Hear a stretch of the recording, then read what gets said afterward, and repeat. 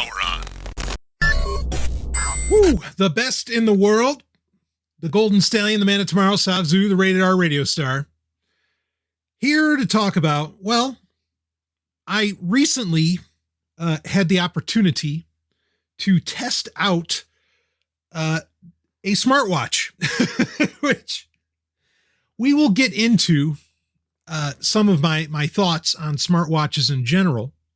And while I'm sure some, perhaps newer listeners, would be surprised to hear me even say that I would put a smartwatch on my wrist, let's be clear here, it's not for the long term at all. Maybe I'm giving away my review, but for longtime fans, you'll know, because we've been talking about smartwatches basically ever since they started being a thing, you'll know that in the abstract, again, in the abstract, not what exists, but in the abstract, I am actually very supportive of the concept of the smartwatch. And certainly some, present implementations of the smartwatch are better than others. I've done reviews over the past, actually few years, of the Xiaomi Mi Band, right? The Mi Band series, which I think the Mi Band 6, is it up to the 6 now? What's the last one I reviewed? The 5? Well, anyway, I don't know if I'm ever going to review the 6, but again, in the world we live in, there's some benefits to these things at times, especially if you're the kind who feels like you have to look at your smartwatch or your smartphone screen too much. So if you have some kind of device that just gives you quick notifications so you don't have to look at the fucking screen, that can be a very beneficial thing, which was often my argument for the use of, say, the Xiaomi Mi Band, right? Its fitness features are bullshit. Or at least, yeah, if you're into doing only cardio, or running and things like that, then okay, then some of the fitness features might be of interest. The sleep tracking, way off base. None of those features really matter. All it's about is, I guess, having the time on your wrist and really maybe some media controls and the notifications overall. And I did find the Mi Bands to be useful for that sort of thing. But then where does a full-on smartwatch stand today? Well, that's what we're going to get into here. So what I was able to test out was the latest, though certainly not the flagship, but the latest from watch company Fossil. Now, Fossil's a watch company. It's been around, for a good while. Used to be very popular. In fact, I had a Highlander, as in, that Highlander. I had a Highlander watch that was a Fossil collectible. This was probably 20, 25 years ago that I had that. Loved that watch. Again, it's so funny. People really forget how big of a fucking deal Highlander was. It was the number 2 show in the world, in the whole world, the entire planet, not just America. Ugh. Anyway, it's the number 2 show on the planet when it was running. Only bested by, no, not Seinfeld. Guess what? A lot of people don't like Seinfeld. Can you believe it? I can. But the number 1 show in the world was actually Baywatch. Of course, in America, you might not have realized that, but that just shows, the lack of taste that generally Americans have. But that's besides the point. What I was going to say about Highlander was, back in the day, when the show was in its 4th, 5th season or so, they would send out a whole catalog. In fact, they'd send a new one out almost every month or two and we're talking about a multi-page full catalog. It wasn't like Highlander the magazine. It was just all Highlander collectibles. And there was so much. Oh, it was insane. The replica swords, the drinkware, everything you could imagine, you think Kiss is a marketing machine. Holy shit. You should have seen Highlander in its day. Star Trek didn't even have that much fucking, merchandise around it. But anyway, my Highlander Fossil watch, I loved. I thought it was absolutely fantastic. So I know it's a company that gives a shit about quality. Now, let's be clear, though, that there are a lot of longtime watchmakers that are getting into or have been into the smartwatch game. But keep this in mind, they're basically white labeling the creation of these smartwatches. Like Fossil doesn't suddenly have like this, huge tech department all developing around Wear OS. Like there's other companies doing a lot of this work for them. Granted, it probably goes through their QA, which is great. And I think as we talk about the Fossil watch that I got to test out, which is the Gen 5E, as it's technically called, certainly we'll get into quality.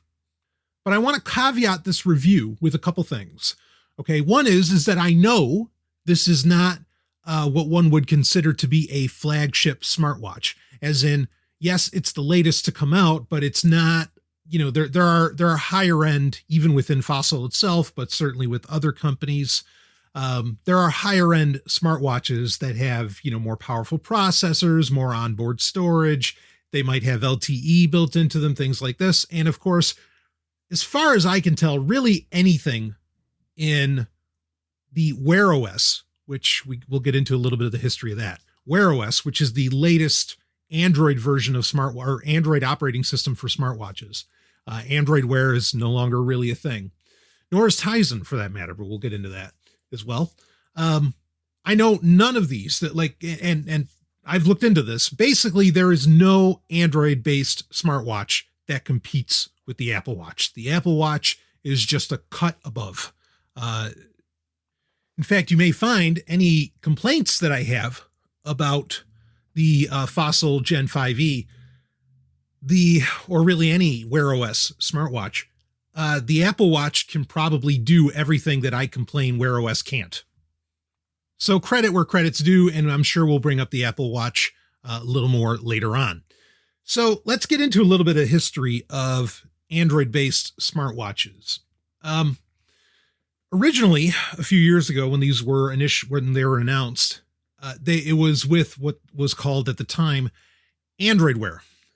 Android Wear was really, the simplest way to think about it. It was basically Android as you imagine it on a smartphone, transposed onto a smartwatch.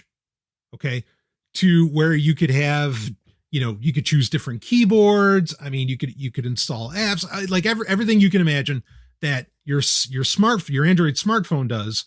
Basically, Android Wear could do.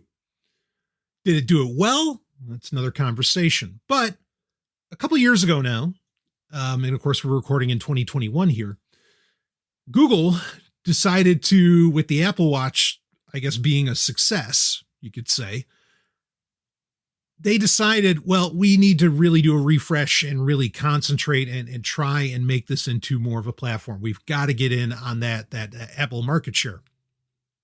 And so Android Wear turned into what is now known as Wear OS. Right now, we are in the phase of Wear OS 2.0. Wear OS was not so much of a success, but by my estimation, it was a necessity. So the problem with Android Wear was that because it was basically a full-fat operating system, which is the right direction to go, by the way, with a smartwatch, because it was a full-fat operating system, drained smartwatch batteries like a motherfucker. And you basically had to have gigantic, like remember the Moto 360, you had to have these gigantic smartwatches that could hold a battery that could just power that operating system. So Wear OS was a middle of the road to try and, cut down on how much the operating system needed to do. But really, it made it far more reliant upon the smartphone, which maybe Google thought, well, that's, maybe they thought that was working for Apple with watchOS. I don't agree with that because I feel like watchOS it's not full fat, but boy, it can do a lot more than Wear OS can. And it could do just about everything that Android Wear could, other than like a lot of the customization. But I ultimately feel like other than having Google Maps and Google Pay, having those two options, there's really not a whole lot that practically, as in you can use them practically. There's really not a whole lot practically above, that you can do with a smartwatch, above what you could do with, say, a Fitbit or, a Mi Band, or, just like a really nice fitness tracker that has a full screen on it. And I will say that ultimately comes down to a disappointment. Okay. Not to say there aren't positives, and I'm going to talk about those, but I think that ultimately leads to a disappointment, because what excites me about a smartwatch is, outside of maybe little people with little hands, or, older folk, and I don't say that either really disparagingly, but outside of those kinds of people, like a smartwatch, or a smartphone with, hell, I don't know, what is this, a Moto G Power? This has like a 6.5-inch screen. Like my Nexus 7, I mean, the screen's huge. Even with gigantic screens on smartphones, on phablets, even though I don't think anybody even calls anything phablets anymore. Now they're just smartphones, because it seems like every fucking smartphone is, just gigantic. But ultimately, I really, really think they're impractical. They're like good enough. They're mediocre enough to get something done that people live with it, and they use it, and because it's so portable, great. But I mean, you're never going to reach, and I've tried for years, you're never going to reach the level of creativity, productivity, and dare I say even inspiration that you can bring together and bring to life on, even the smallest laptop. And I have one of the smallest laptops next to me, actually. It's the GPC or GPD micro PC, 6 inches. Technically, the screen's smaller than one of my smartphone. Insane. But I can still get infinitely more done and have infinite more options in comparison with the micro PC than I do with a smartphone. So I say this to suggest that the smartphone is this nasty, ugly middle ground. Okay. Where you really, really can't. I mean, you can pretend to get things done, and you might be able to get things done in a pinch, but not really. So the smartwatch, to me, is actually what I want. I need a companion, not to my smartphone. I need a companion to my computer, to my laptop, to the machine that I can get shit done on. I want a device that I can communicate with quickly while I am on the go. Okay. And that I could carry with me portably. And those are fine things to want, in my opinion. I mean, I'd even love it if I had a smartwatch that had Bluetooth. I mean, most of them do, but other than, I don't know, maybe Bluetooth headphones, you don't really connect via Bluetooth. I mean, it'd be awesome to be able to connect, and I'm not kidding, to connect like a Bluetooth keyboard, to a smartwatch. And that way, if needed, I could put the smartwatch down and I could, chat and type quickly. We'll talk more about that when we get into our review of the Gen 5e. But basically, all the things that you want, or that you're commonly expect a smartphone to do, that it might do somewhat well. Say if you are into doing like Google Pay, or something like that, or if you just want to watch a quick video while you're on the go, or if you want to listen to podcasts or music or audiobooks while you're, on the go. Or even if you just need to quickly type out a message on Telegram while you're on the go. A smartwatch can really do all of that. Okay. But it's also a lot more convenient to carry around and a lot more forgettable, and in some ways, perhaps even less enticing than a smartphone. It is not that mediocre solution. It can actually be a great solution, but smartwatches in general are not there. The Apple Watch comes close. Okay. Part of the reasons that they're not there has to do with, they might not have that always on connection. And before we get into the general review of the Gen 5e, let's talk about this big problem. Okay. Which I think speaks to why Google went with a more pared down OS, even though that's going to change. And I want to talk about that for a second too.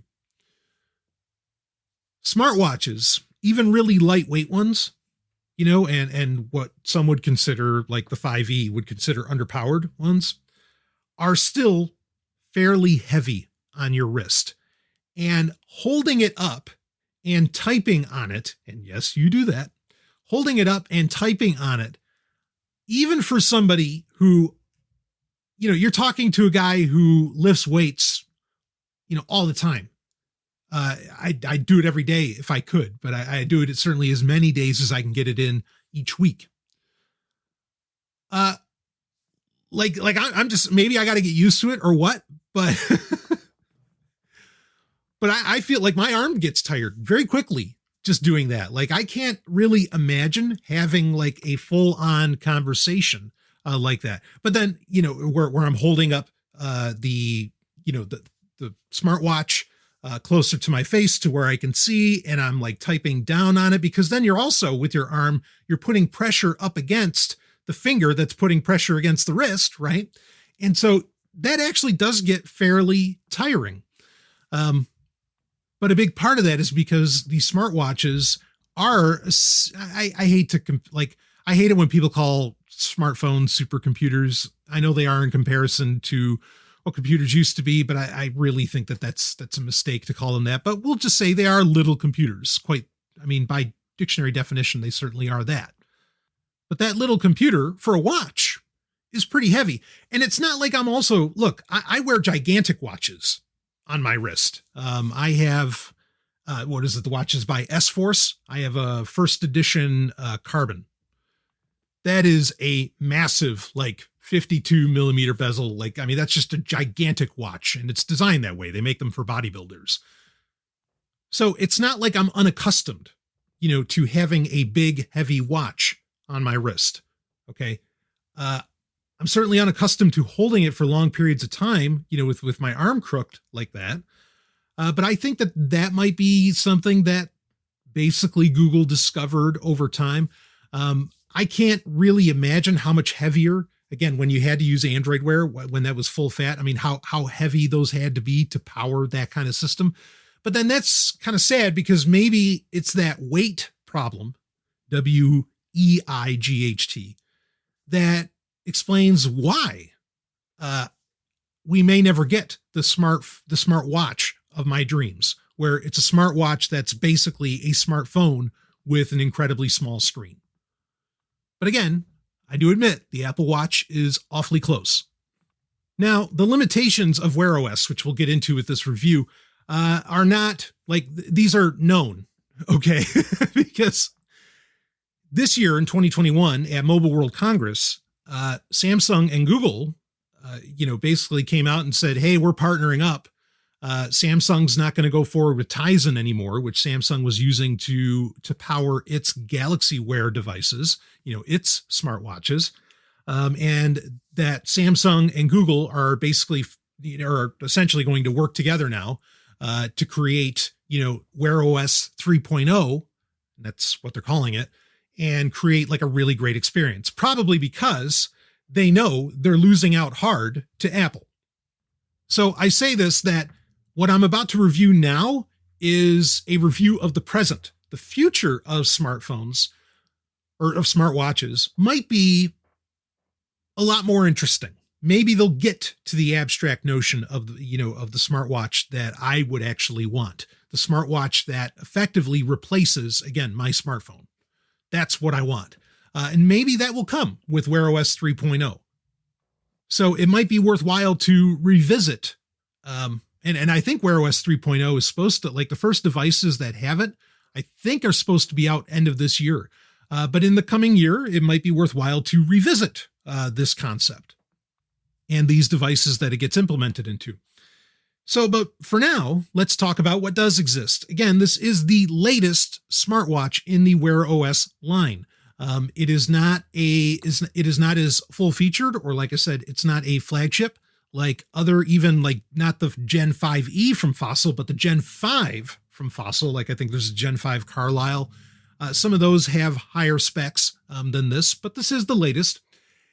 And well, let me give you the technical specifications of this. So again, it is running the latest Wear OS. It has a, let's see, so a one gig of RAM, 4 gig of storage. I have the list here.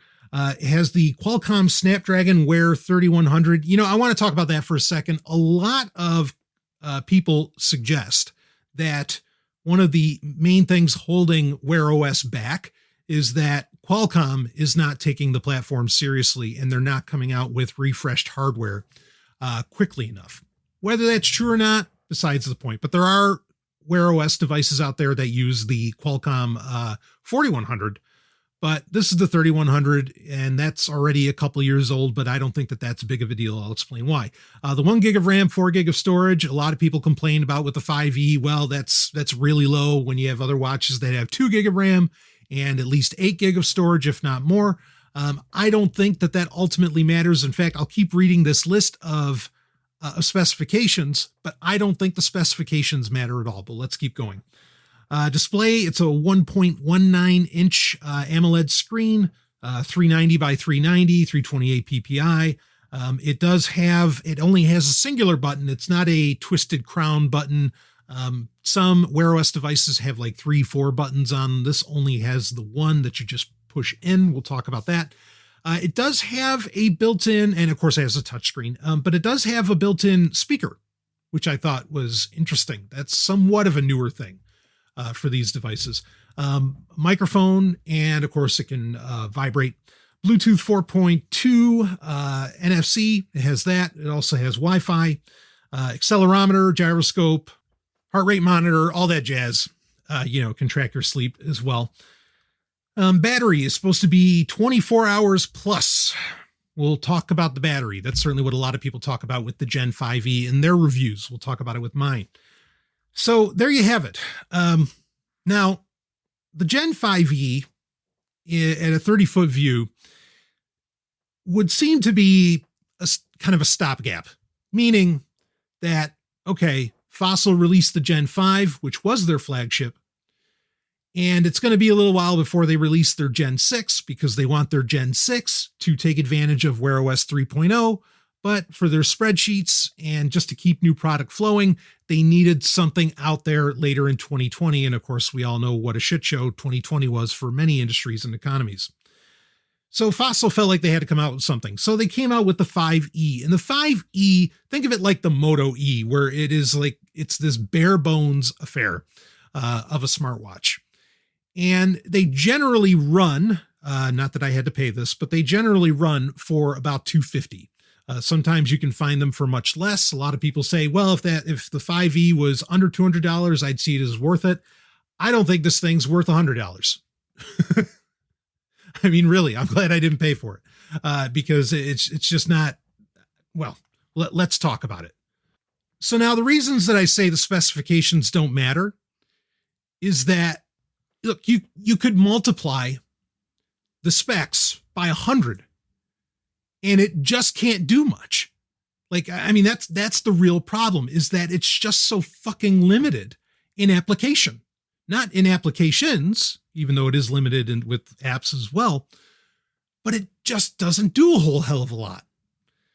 Now, the 5E does not come with LTE. Here's a problem. So I would have loved to have tested a smartwatch with LTE on it.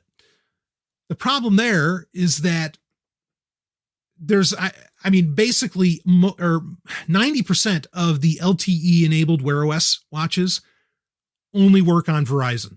So that's a no-go for me, right? Because I'm either using, Mint, or I'm using Google Fi.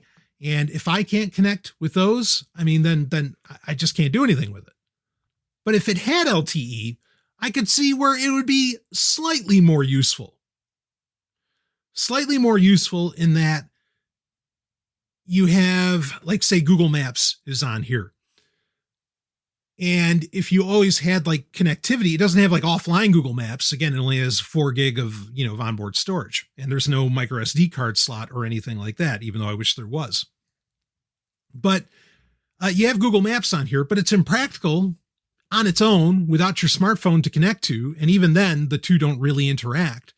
To go looking for, to go searching for addresses and everything, with it, and then have it lead you around. I mean, it'd be great if it had full on board Google Maps, I mean, and this also doesn't have GPS when even smartwatches or Wear OS devices that don't have LTE will have its own GPS. So you have a little more capability to use Google Maps without the smartphone and leave the phone at home, which, let me be clear here, even though that's like the abstract dream of mine as to where it can replace my smartphone, that's not my marketing. Like, that's marketing language from Google themselves saying you don't have to rely on your smartphone. You don't have to rely on your smartphone. Leave your smartphone at home. I mean, or maybe not Google, but Fossil will do that with some of their higher ends. Some of the other companies that sell Wear OS will push that out there, obviously, because Fossil's not in the smartphone business. So they'd love for you to rely more on your smartwatch. But again, ultimately, without LTE, Google Maps is just like a half measure. It's half-assed. Like, why would you use that? And it's important to understand, I mean, that, Google Maps, like maps in general, getting directions is what very much launched what people call the mobile revolution. If you're a believer that the iPhone started it, well, the killer app that the iPhone had was Maps, even though it was an afterthought, right? So without a fully functioning, independently operating Google Maps, I mean, there's just no way that the smartwatch would ever really be practical or replace the smartphone overall, because I think that's just one of the biggest things people use smartphones for. So I think that's a fail. Now, again, and I already said this earlier, but let me repeat it. If this had LTE connectivity, if it had, always on internet connectivity, it would be a lot more interesting. Okay. And some of these issues that I have wouldn't really be an issue. But I don't know when any Wear OS maker is going to make Wear OS devices that can work with, other telcos besides Verizon. I feel like that just severely limits the platform as well. I know there's some out there, but I mean, where you can really, some of the higher end devices or even lower end devices in this category, until you have that freedom, yeah, you're always going to run into trouble. Now, this does have Wi-Fi, so you can connect it, like, say, to your home network or whatever Wi-Fi network happens to be around, which, can somewhat mitigate that. But you run into the problem of where really Wi-Fi passwords should be incredibly complex, and typing all of that out on the little watch screen, over and over again, every time you need to connect to a Wi-Fi network is admittedly, could be seen as a pain in the ass and thus a barrier to entry. But aside from Google Maps, let's talk about some of the other apps here. Now, Google Pay is one. I think that's like the other big one that could be done with the watch, to where you don't have to pull out your smartphone and hold it up to an NFC reader, at the grocery store or wherever you happen to be using it. That does work fairly well. And that can be really nice. That's where you could get into an argument of why you might want this device, because there are still very popular smartphones sold that do not have NFC built into them. I know it's hard to believe in 2021, but it's true. And, having a smartwatch that does have NFC, and most of them do, could kind of mitigate that problem. Okay. So say you couldn't normally use Google Pay and you were into that, then it could do it. But again, it's a feature where, well, shit, if you had LTE, it'd be 10 times better. But it's such a simple application. I mean, it's very easy to use on the smartwatch, and it works. The smartwatch does stay unlocked when it's on your wrist. I mean, you can change a lot of these features, but basically once it's off of your wrist, that's when it locks itself. To use Google Pay, it has to be unlocked. But again, as long as it's on your wrist, I mean, you have to get close and you have to kind of confirm an action, because you wouldn't want to just walk around and like be paying for fucking everything, right? but it's pretty simple and quick to use. So I also see that as something that if you're into using Google Pay, those kinds of services, that could be, that is a useful feature if you're into that. I'm not, but if you are, I understand that can be, a very interesting feature. But also, ultimately, your smartphone does it better. So what's the point? The other big app, in fact, so on your, it's not your home screen, but on your watch screen, on your watch screen, you can set like certain apps that you want to have kind of like favorites, right? That you want easy access to. And so the three that I had set up were the weather, right? Because the weather is, I mean, and it worked like a widget on there too, which was actually pretty nice. I've said this a million times on Sovryn Tech, that the one thing I wish dumb watches would have is the weather. That's the only feature I want them to have that smartwatches have. So of course I had that on there, and I had Telegram and I had Google Pay. Those are the three main, apps that I wanted access to. There's more on there. We'll talk about them.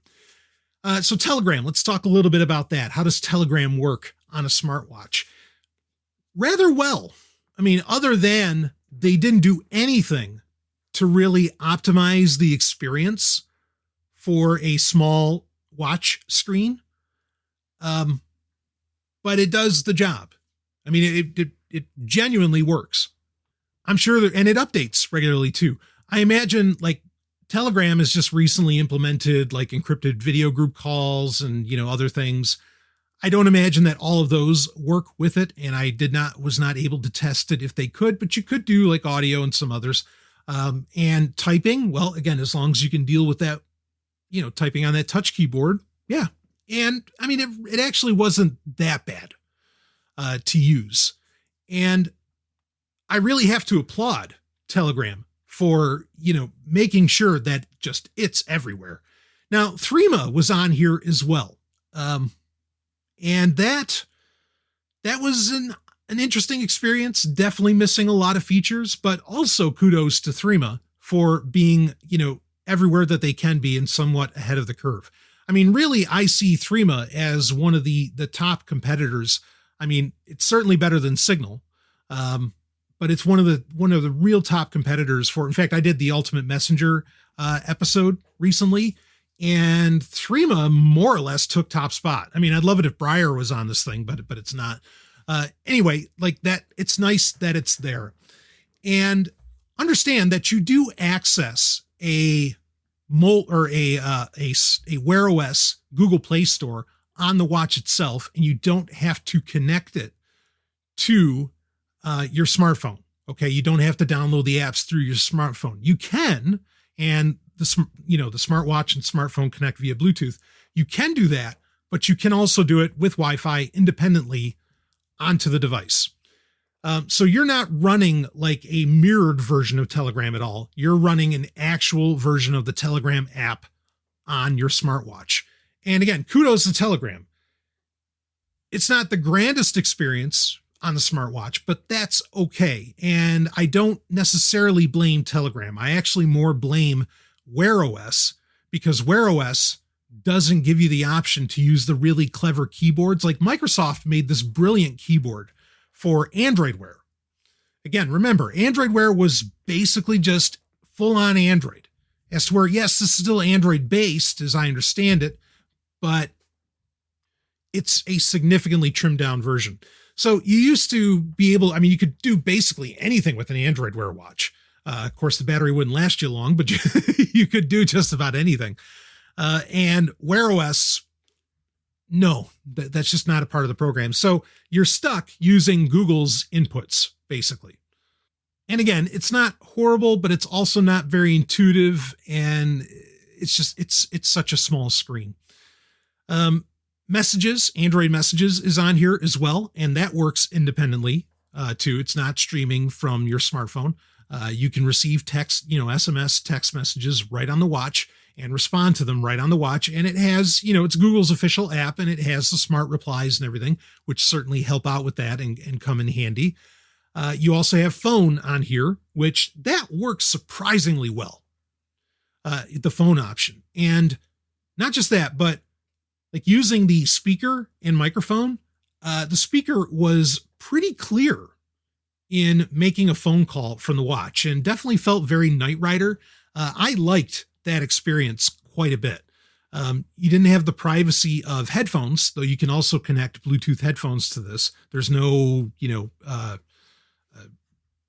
1/8 jack on it, of course. Um, but the whole phone call thing, I mean, like that really, really worked very well. Again, any of these apps that you get into, not a lot of settings to configure. They're all incredibly basic. Nothing compared to the settings like, privacy and security and whatever else customization settings that you'd want to set up on the smartphone versions of the app. None of that is here. But I mean, doing the SMS, doing texting from it. Yeah, I mean, it worked. Doing the phone calls, again, was actually great. Like, and it felt pretty natural. Maybe it's because I've just seen it in, I don't know, a million different sci-fi shows or whatever else that somehow it just clicked and made sense to me.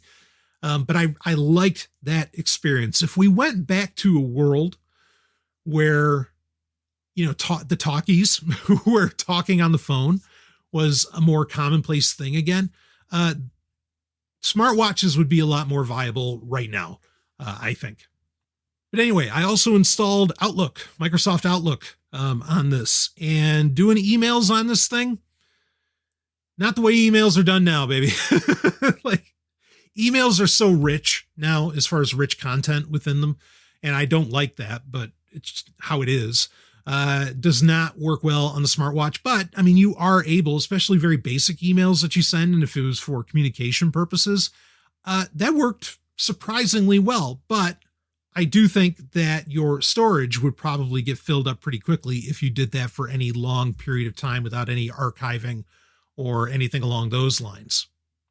But again, all of these points of communication, okay, all these communication apps, you either need to be connected to Wi-Fi and look, I don't live in a city where there's Wi-Fi everywhere, or you got to have your smartphone nearby, or you need to have LTE on it. And two of those can be deemed impractical for many, and the other defeats the purpose. Like, why would I respond to texts on my smartwatch when I have to have my smartphone with me?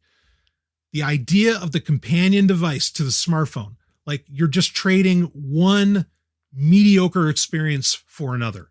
As to where like I said earlier, if it was a companion to your laptop, then it's a lot more practical, okay? Because then it makes sense. You're having a singular, dare I say, mediocre or inefficient experience, but it's convenient because you're not having to carry your whatever size laptop with you.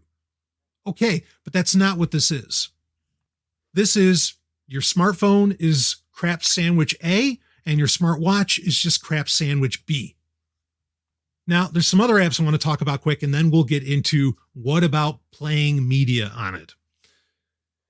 That's a very convoluted affair, but let's talk about some of the other apps. So it does have like a flashlight app. That's nice. I mean, and it's not like it has a camera on it or anything. Another reason that most smartwatches, or at least smartwatches as they exist now, won't take over for the smartphone because smartphones have cameras and people are just, narcissists and love taking pictures. No, it's okay to take pictures of yourself or of others. It's fine. It's when you share them with the rest of the world that I think that's where the narcissism comes in. But that's also the inspiration for many people, unfortunately, instead of just being artists with their own pictures. But anyway, so yeah, not having a camera. So the flashlight is not coming from the camera flash. It's just the screen gets really bright and it has a couple of like emergency, where it can blink and do some other features. That's kind of nice. It does have the weather.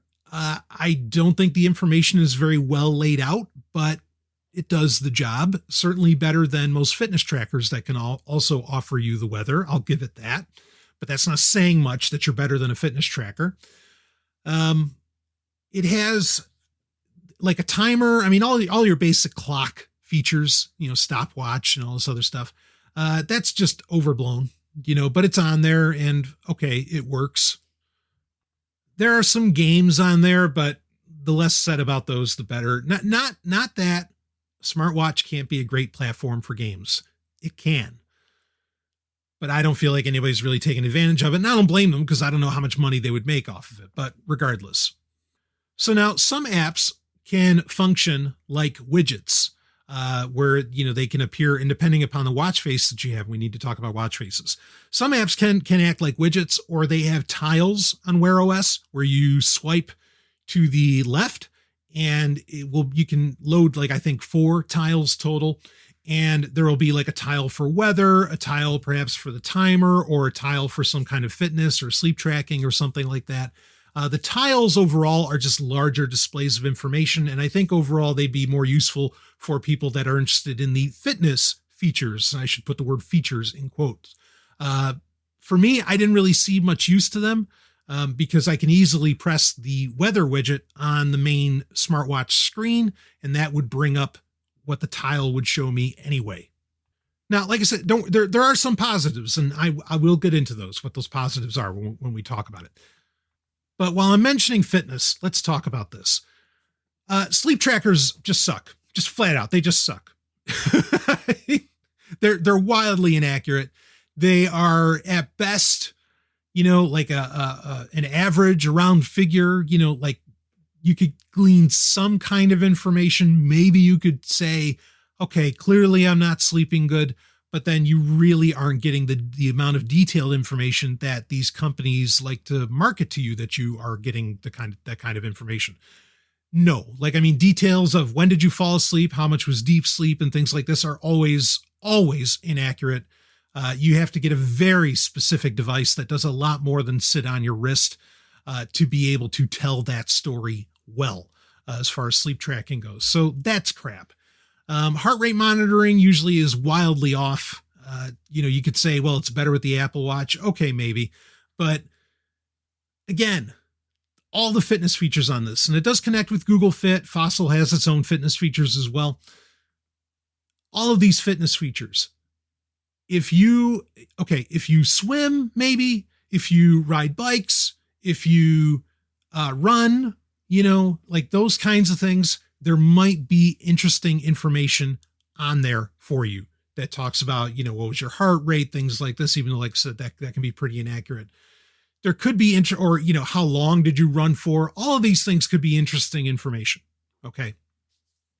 But if you are doing fitness, if you're lifting weights, and look, I've brought this up with fitness trackers as well, like a lot of types of exercise, these are positively meaningless for.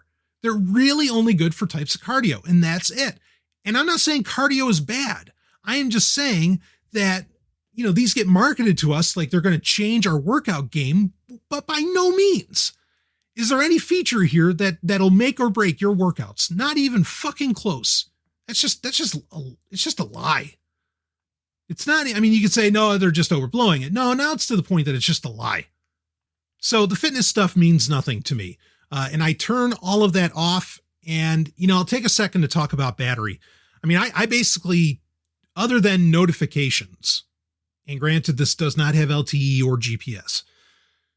So other than notifications, I turn everything off in this. There's an always on screen option, which I also don't use because I don't need it on all the time.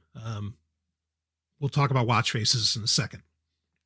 But I get, I was reading a lot of reviews for this and people saying, oh, I don't even get 24 hours out of it. I guess you've just got everything turned on.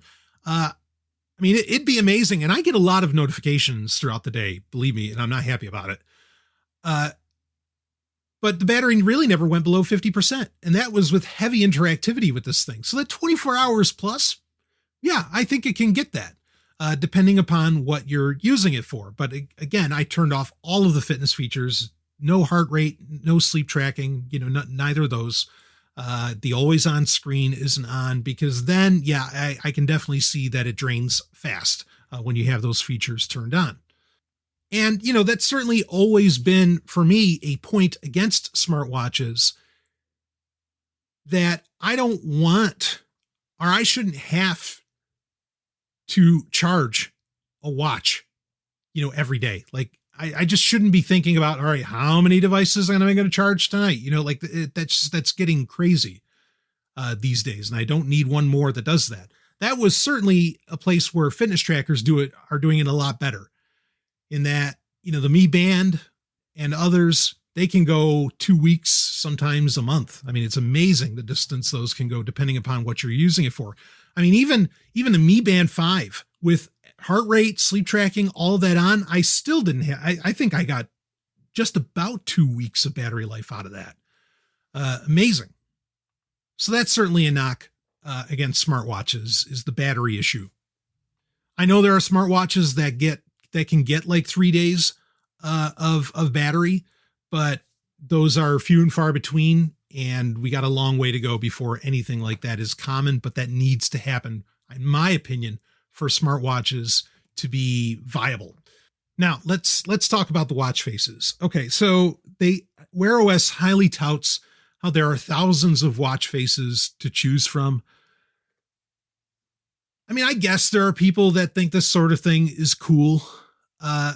Frankly, all I needed to do is, like, if I can customize the picture that's in the background, like put like a Cobra symbol from G.I. Joe on it, awesome. Or the Imperial symbol from Star Wars, awesome. Great.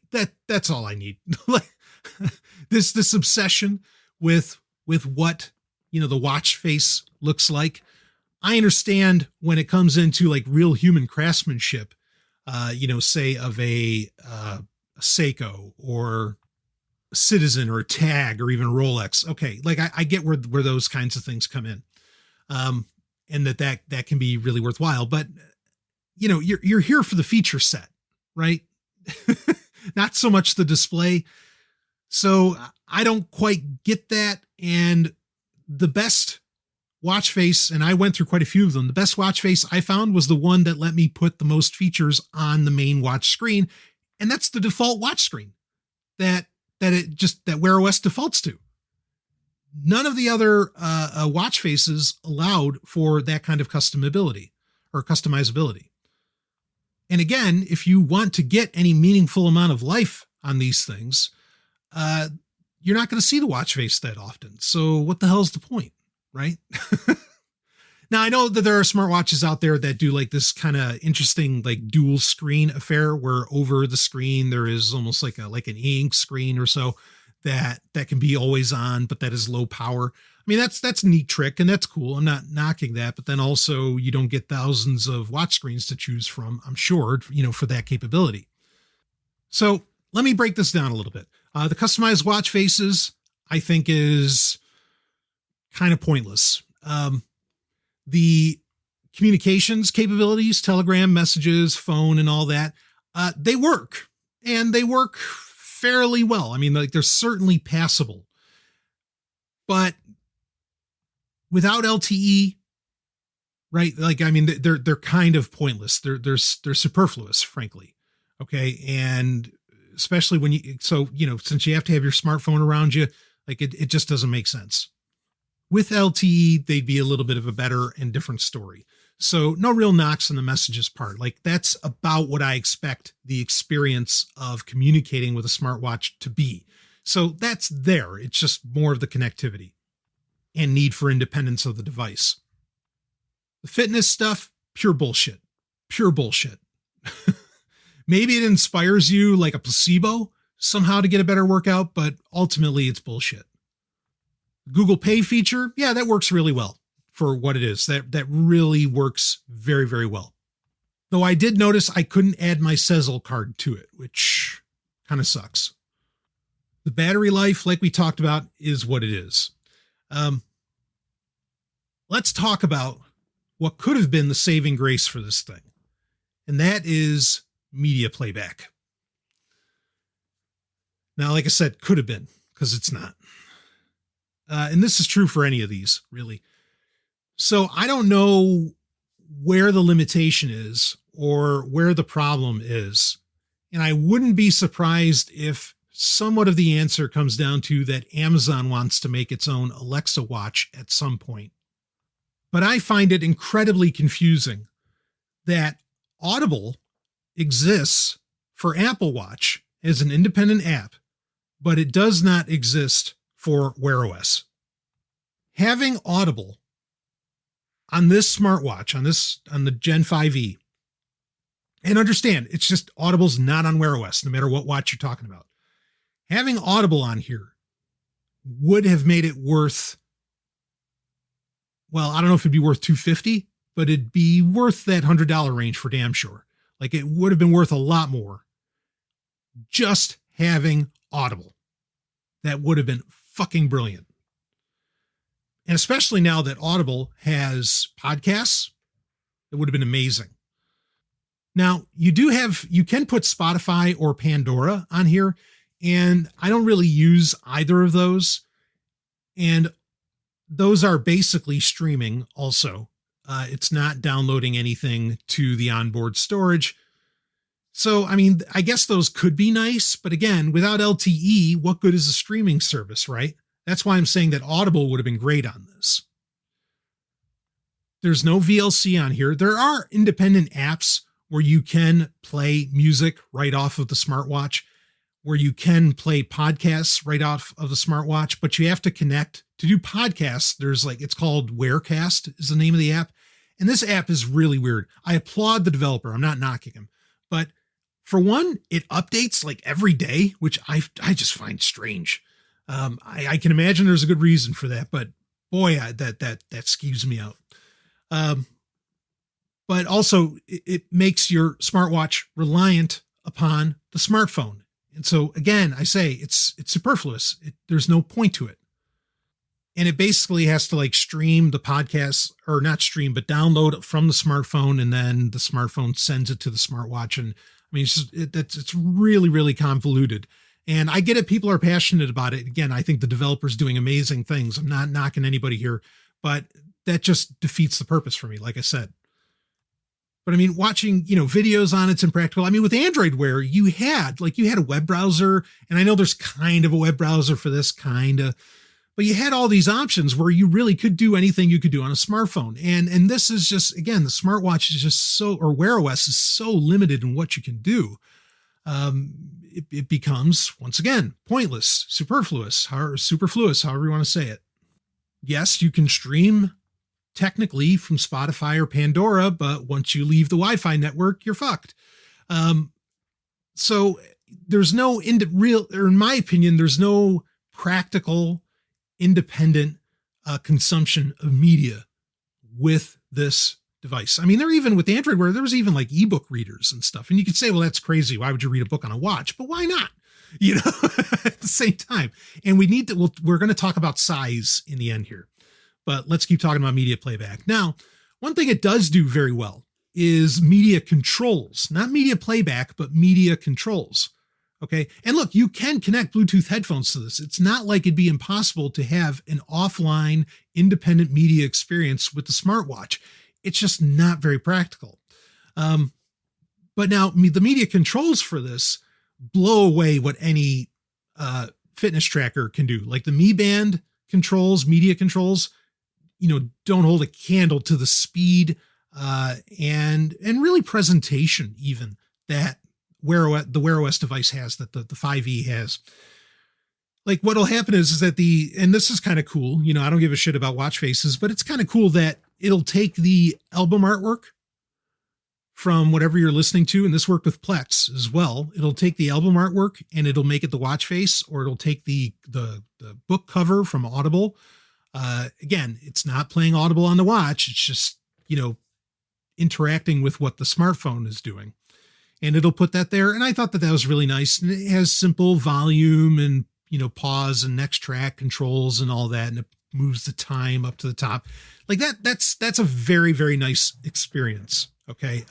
But again, for actual media playback, independent media playback, it's completely impractical. Or a ton of work that I don't think the juice is worth the squeeze on this. Again, even if it just had Audible and it had the ability to download the audiobooks or podcasts, it would be a completely different story. And my review would be far more gracious. My review would actually be positive in the end, because that'd just be dynamite to have Audible on your wrist like that. And I'm not talking about strapping one of those wrist straps that holds a smartphone on your wrist or anything like that. I know you can do that. Don't be a smart ass. Okay. You know what I mean by this. And it's just not there. So that said, the other thing because, media controls, a fitness tracker can do that. So do you need a smartwatch to do it? No, even though a smartwatch does, or a Wear OS device does do it better. The next thing that actually Wear OS does a hell of a lot better than any fitness tracker is controlling notifications, managing and receiving notifications. This is really nice because with Wear OS, you can do all the fast actions like delete the email. You can reply to it actually even, through the notification, much like you can on an Android smartphone. You can just hit a button that will actually open the app in the phone. So it's ready for you when you jump to your phone from your smartwatch. Notifications, great. I mean, and all the emoji you get to see, which a lot of fitness trackers don't always allow for that. Just brilliant what that, the notification system, how that works on Wear OS. But, as brilliant as that is that worth $250? Is that even worth $100 to get those notifications? As much as I love the idea of not having to look at my smartphone screen, no, it's not worth that price tag. And that's really, I think, ultimately, the short version of this review is that seeing the weather, using Google Pay, media controls, and managing notifications and receiving notifications quickly do not, they're just, that's not worth $250. It's not worth $200. It's not worth $100. And, everything I'm saying here about the Gen 5e, other than, okay, some of this might be more practical with LTE, is true for every Wear OS device. So I'm really giving you an overall review of where Wear OS is at right now. Now, like I said, I know Apple Watch, different story. Apple Watch has Audible independently. Okay. Apple Watch has actually more, I think it has far more open LTE capabilities. I mean, it's just, it's more, Apple Watch is just more there with this device that could leave the smartphone behind. But Wear OS is not it. And I would be amazed if Wear OS 3.0 is going to be it, but we will see. Now, I want to talk about the design of the watch overall. Okay. First off, I think that requiring these proprietary charging docks, and this is true for fitness trackers and a lot of wearables, is just nonsense. While this isn't the largest smartwatch I've seen, there is zero reason there couldn't be a USB-C port on this. No reason at all. It wouldn't have made it any bigger to have a USB-C port on this. So that's just bullshit. This is like swim proof. It has whatever IPX4 or whatever the rate. It's not IP68, but whatever the rating is, it is somewhat swim proof. But even that shouldn't stop you from having a USB-C port on it. That is definitely better because there were original Android Wear devices that were not swim proof or shower proof, and that makes them makes them a problem. I'd never wear a watch that I'd have to, I'd never wear a watch. I know there's some really nice like LED or mechanical watches out there, like classic ones, but that's kind of a different category. But I'd never wear a watch to, somewhere where I could potentially, jump in the water, right? That wasn't waterproof. Like I'm not going to take the time to take my watch off, and I'm not going to leave. I don't wear Mickey Mouse watches. Okay. I'm not going to leave that on my beach towel at the beach, to go jump in the water. That's just foolishness and speaks more. If it wasn't waterproof, boy, it definitely wouldn't be worth $250 at that point. But, speaking to overall design. So the charging stuff, that's bullshit that every company engages in. And that's just so, they can make money off of the charging cables if you ever have to replace it, I suppose. They love making money off that proprietary crap. It's not a bad looking watch. It looks like nothing because all it has is a, blank screen, black face, basically, without the watch screen on. And I have the silicone one. I mean, even if this had like the metal band, because you can get it with different types of bands, I don't think that it would look any better somehow, or that it would be more stylish. Fossil's a great watch company, but I mean, there's no real, it looks like a Fossil watch, I guess, but there's no real style here. And I think relying upon the watch face to be the style, or even relying on the technology to be the style, is kind of bullshit when it comes to watches. Okay. I like functionality, but the functionality is limited. Well, that's just it. The functionality is fucking limited, and I have watches that aren't smartwatches. Like I have Casio G-Shocks. Like I have a ProTrek that actually can kind of tell the weather. It has a compass built in, has, a million different features, not a smartwatch at all. It doesn't connect to the internet. Yeah, it can receive, atomic time clock signals. But in my opinion, that's a far more practical watch than this could ever dream of being. And so, there's nothing like special really to look at. Now, to be fair, I don't think there's anything special about Apple Watches either. They look like rectangular turds on someone's wrist. Okay. And these are all so small. Now, I know that's a matter of personal taste, and a lot about watches is personal taste, but no real watch connoisseur, is going to take this seriously. Okay. Or the 5E anyway. And I don't think and I know we've talked about it in the past on Sovryn Tech, they don't take the Apple Watch seriously either. But it's a 44 millimeter bezel. It's so tiny. And there's no really, yes, I know they want to make it lighter weight, and for, somewhat of a good reason. Like I said, even for me, it's like difficult, or it does get tiresome to hold the watch face up so that you can interact with the watch for extended periods of time. But I would much rather have which Android Wear watches were, a significantly larger watch where maybe I could change the SIM card on it, where maybe I could put in a micro SD card in it, where it has a lot more options and maybe a lot more, power under the hood, as it were, than have this thing that looks like nothing. I think even if it were larger, it would make more of a statement on your wrist. But it just ends up making no statement because the technology's BS on it. It's substandard. And this is true for any Wear OS device.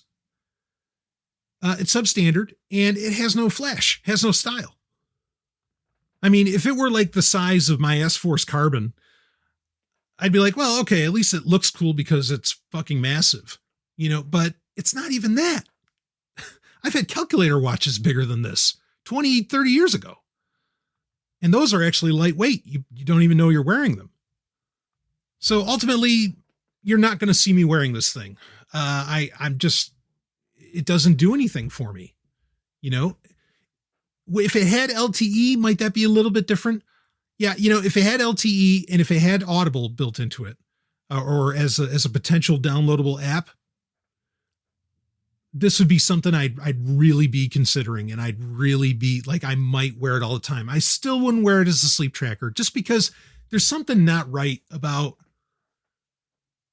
even if it worked well, the idea of, the way I sleep, I'm a side sleeper, but even if I wasn't a side sleeper, the idea of having like something with all those radios, like right next to the blood-brain barrier in my ear, right? Because, sometimes I'll have my hand under the pillow or whatever. Boy, I just wouldn't feel fucking comfortable with that. There's something about that that just sounds like it's asking for cancer or asking for trouble of some kind. I'm not going to make a blanket statement on that. I'm just saying that there's really something about that does not make me comfortable. So, I've tested these kinds of devices, for short periods of time, say like, sleeping, having them on me when I sleep.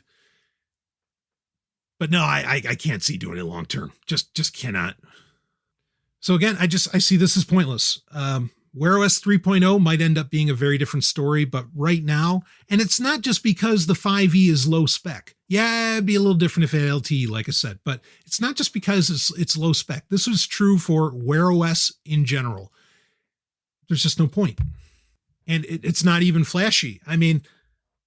What is somehow you wearing a smartwatch going to make a gal or a guy look at you and go, ooh, I'd like to fuck them?